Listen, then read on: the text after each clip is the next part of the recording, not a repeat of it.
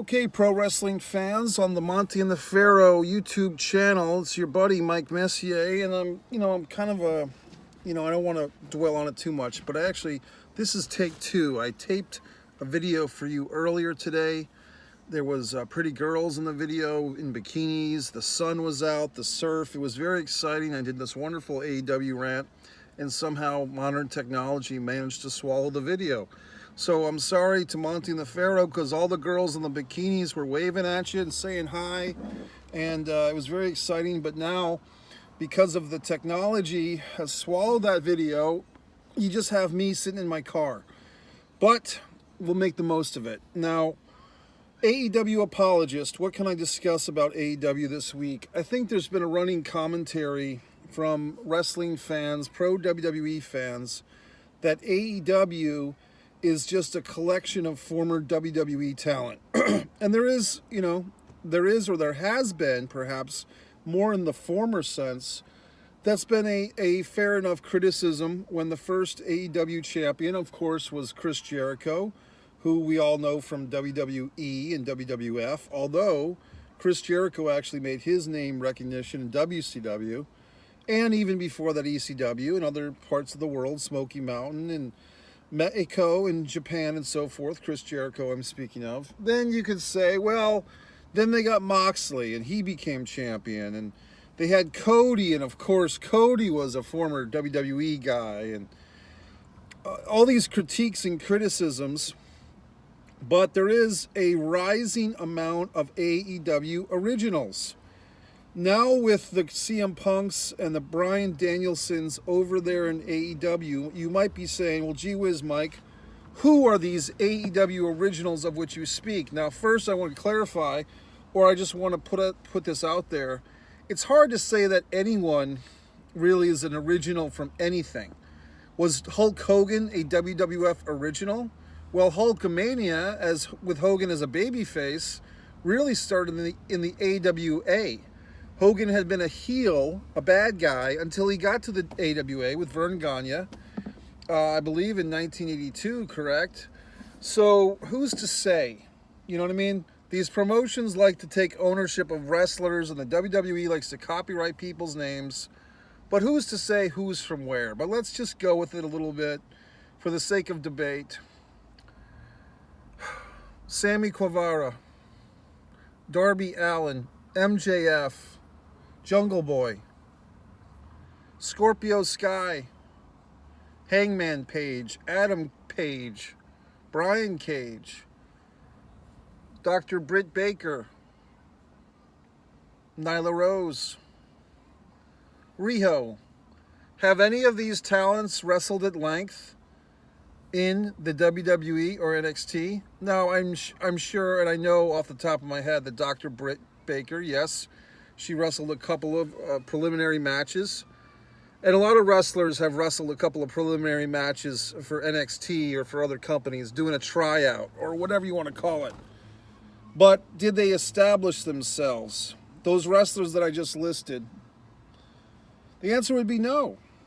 Did they establish themselves as WWE talent? So, I mean, my point is, in the past, like if you had something like World Wrestling All-Stars, that short-lived Australian promotion in 2002, they were living off the fumes of former WWE talents and WCW talents, or,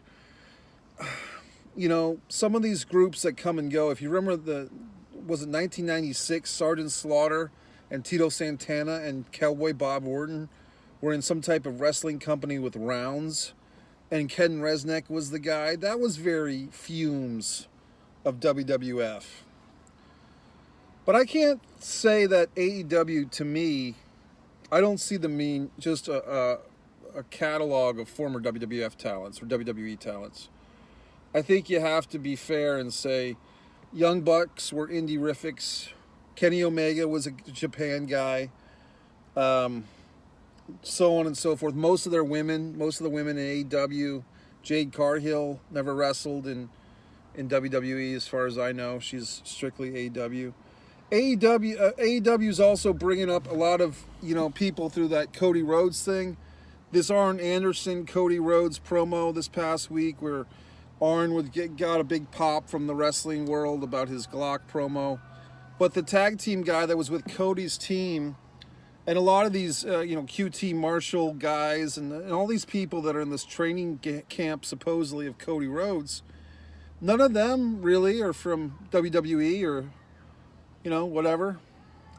And I'd say that the other thing is, even with some of these talents that were in the WWE, a lot of them are being remade and rebooted and re-perceived through the AEW lens. I think, for instance, they did a great job with Miro.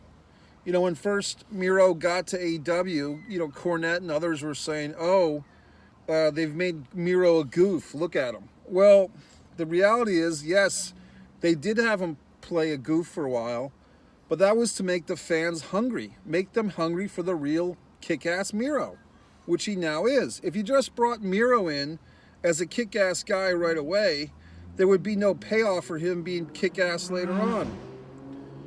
Just getting distracted by life. But going back to this AEW thing, I think they're doing a fairly good job of creating their own talents.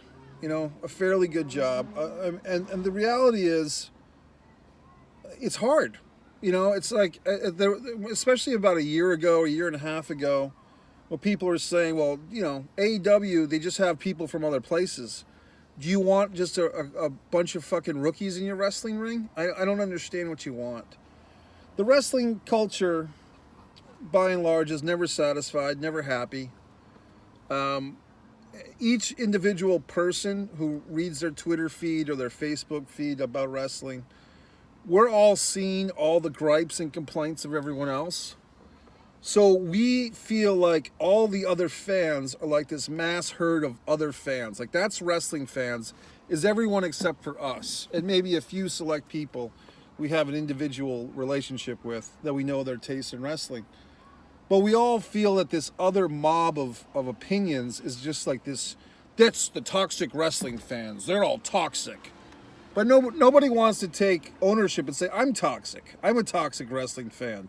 I'm an angry wrestling fan. I'm a disgruntled wrestling fan.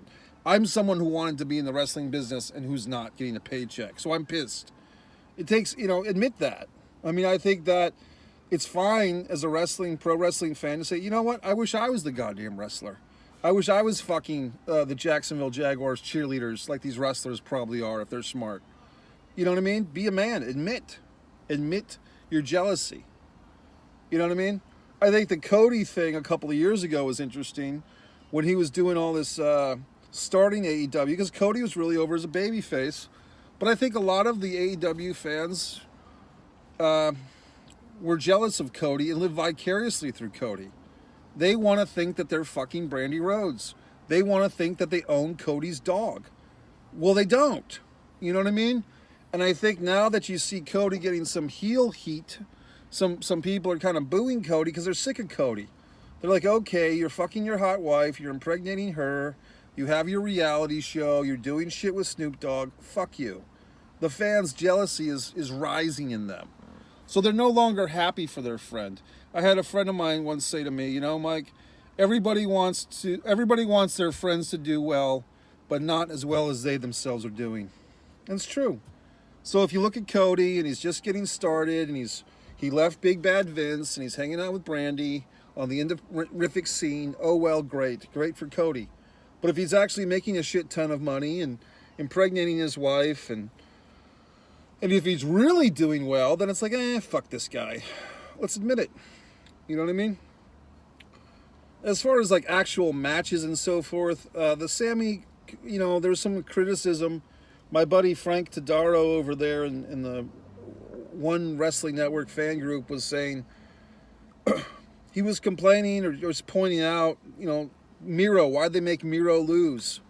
He was a dominant champion. It's like, well, everyone's got to fucking lose once in a while. You know what I mean? It's like, I personally, didn't really appreciate Goldberg just squishing everybody back in WCW. I never enjoyed that. So when a wrestler's gimmick is that they just never lose, I think that's a horrible gimmick. It doesn't show me anything. Really, anybody could do that. Oh, what's your gimmick in wrestling? I never lose. Well, what's the gimmick? You have to have more than that to earn my goddamn respect.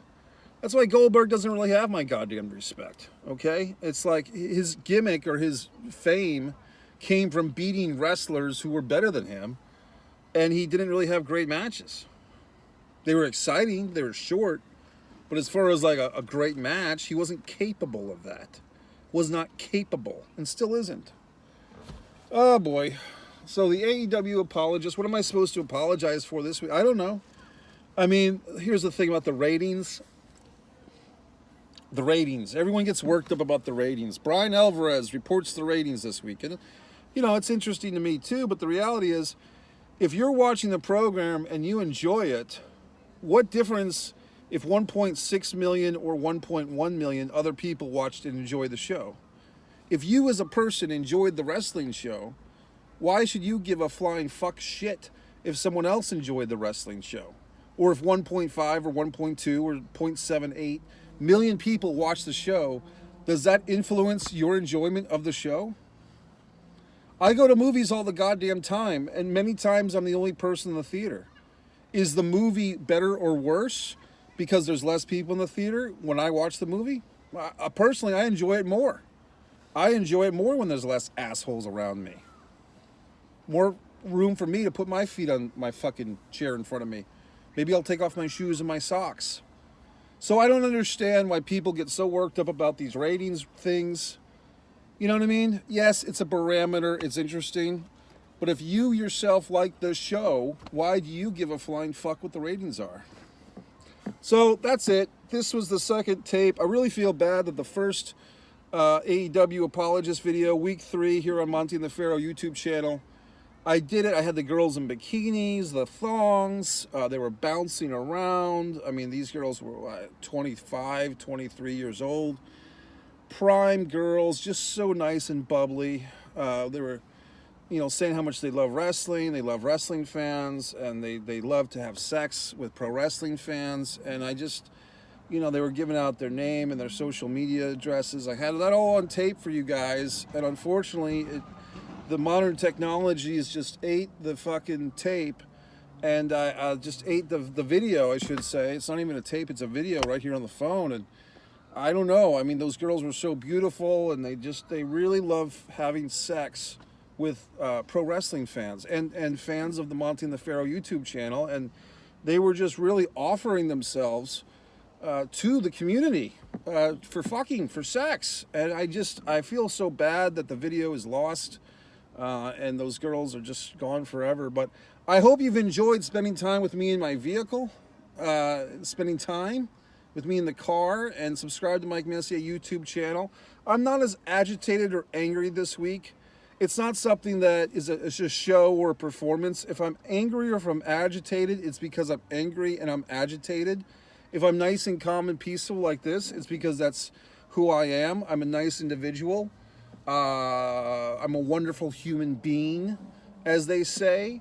So I'm just going to wish you all a wonderful weekend, a wonderful week of AEW enjoyment as the elite and others continue to charge. I'll say this. I'm not the biggest Bryan Danielson versus Kenny Omega versus Adam Page versus Jungle Boy guy.